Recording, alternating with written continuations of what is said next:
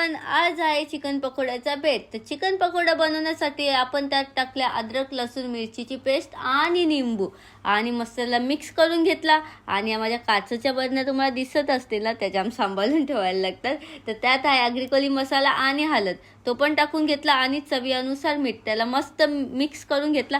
आणि त्यात टाकला मी मैदा आणि कॉर्नफ्लॉवर. तुम्हाला क्रिस्पी जास्त हवा असेल तर तुम्ही थोडा कॉर्नफ्लॉवर जास्त टाका. आणि गरम गरम तेलामध्ये त्यांना सोडून दिला मिक्स करून. आणि आता ते शिजतात तेवढ्यात तुम्ही लाईक, कमेंट, शेअर आणि सबस्क्राईब करा. आता एक गोष्ट बोलायला विसरली मी, की तुम्ही व्ह्यूज तर देता चांगले पण लाईक करत नाही, असं का करता? तर लाईक पण करा, आम्हाला चांगलं वाटेल. तर चला बघू आता बाबांचे रिएक्शन काय येतात ते. कसं लागते? चांगलं ना, चटणी पण भाजी घेऊ एक नंबर.